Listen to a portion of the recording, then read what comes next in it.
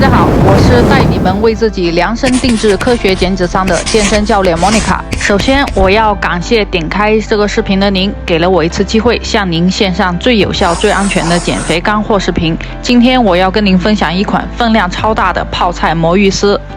不知道多少宝宝跟曾经的我一样，在减肥期间盲目的跟风，尝试各种传说中的减肥圣品，结果就是减肥目标还没有达成，就先把自己送进了医院。接下来我会根据自身的惨痛教训，教大家如何避免为了减肥而透支健康的风险。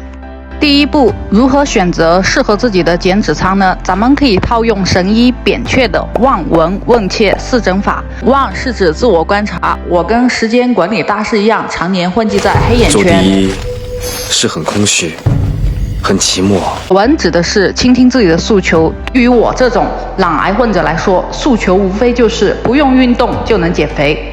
问指的是自我询问病史，这不禁让我想起自己曾经罹患过胃食道反流病，吃什么吐什么。切指的是自我测量健康指标，此诊法的诊断结果是体脂肪比例已高达31%。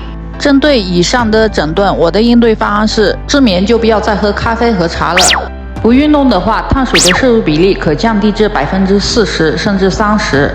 胃食道反流病应避免像柠檬这类酸性食物。31%的体脂率已经达到了中度肥胖的风险范围，所以热量赤字把控在每天600大卡。需要注意的是，热量赤字因人而异，太低的话达不到减重的效果，太高的话会引起健康问题。像我通过运动手表可以精确地计算出平均每天的总热量消耗，说白了就是维持人体日常活动所需的总卡路里，简称 TDEE 为2179大卡，以及我的基础生存消耗热量，特指在休息状态下身体为了维持心跳、呼吸等生命体征所需要的卡路里，简称 RMR 为1481大卡。有了这两个数值，我们就可以套用以上的公式，算出我的安全上限为654卡，以及有效下限为218卡。而鉴于我当时的体重正处于中等肥胖风险区，所以我果断选择600卡为热量赤字的目标。一个月按照30天来算，就能产生18000卡的热量缺口。按照燃烧1公斤的脂肪需要7700卡的理论来计算，一个月便能减脂2.3公斤。唉，这理想很丰满，现实却很骨感。一测量便发现体脂率并没有降那么多，而不运动减肥有个硬伤，在长期处于热量赤字下，身体就会进入分解代谢模式，所以减掉的重量当中，既包括被分解掉的脂肪，也包括水分和肌肉。尤其当热量赤字被设置的过高时，吃进去的食物热量低于 TDEE 的70%，或者低于基础消耗热量太多，将会从热量赤字演变成极端节食。虽然短时间内能让体重快速的下降，但减掉的大部分是水分和肌肉，此外还会引发健康问题。打个不恰当的比方，我说我们离婚吧。哪怕走离婚程序，还得先分居3年，让彼此冷静一下呢。何况咱这一身的脂肪都默默跟随我们几十年了，您要是一下子就要抛弃它的话，它会对我们的身体进行报复的，轻则让您暴饮暴食，重则让您患上厌食症。我再也不想吃什么东西了。这也是为什么我要给自己设置安全上限的原因所在。没有运动手表的宝宝，可根据此公式计算出自己的 RMR 和 TDEE。值得注意的是 ，DAI 是日常活动强度的简称，大家可根据自己的情况选择对应的数值。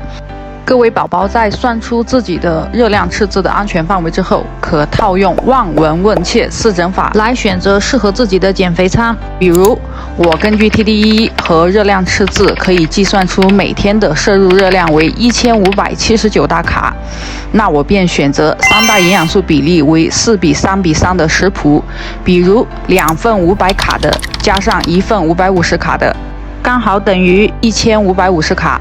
非常感谢无敌有他这位观众的留言，希望本期视频能够为您解答疑惑。值得注意的是，为了避免吃个减肥餐把自己吃进了医院，请您务必要耐心的看完我的食谱解说，因为我有明确的强调某些人群不宜食用的食材。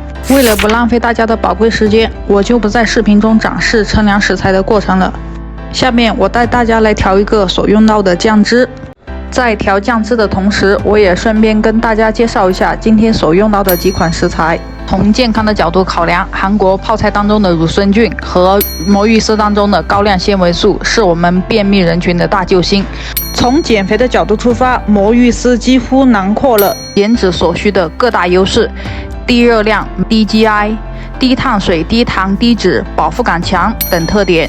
可从营养学的角度考量，其碳水及其他营养素的含量都太低了，也就意味着几乎没有什么营养价值。如果把它当成主食来吃的话，那咱就相当于吃了个寂寞。值得注意的是，皮肤病患者请慎用。至于泡菜，它属于高盐分的食物，吃多了会造成水肿，不利于减重。值得注意的是，由于加入了泡菜，这份食谱的钠含量颇高，所以肾病和高血压患者不宜过多食用，否则会加重肾脏的负担。既然这两种食材各有优劣，而我的减肥字典里又不存在忌口这一词，于是我就找到了另外一种食材，不仅热量低，每100克只有18大卡，而且其钾和碳水的含量都较高。前者能够中和掉泡菜里多余的盐分，后者能够弥补魔芋丝中碳水含量过低的短板。它就是佛手瓜和蛇瓜。值得注意的是，佛手瓜属于温性食物，所以阴虚体热和体质虚弱的人群不宜多吃。记得把葱白和葱叶分开来，葱白和洋葱一起先炒，葱叶最后才放。食材和调料已准备就绪，我们现在就开始做吧。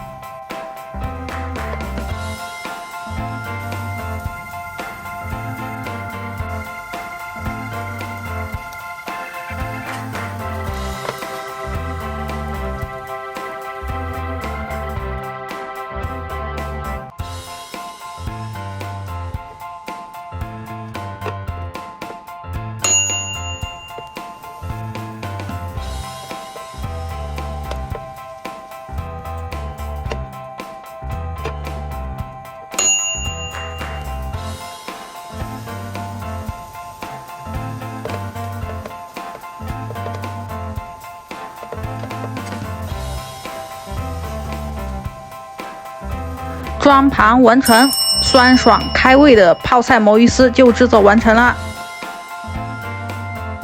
感谢您的耐心观看，我们下一个视频再见，谢谢。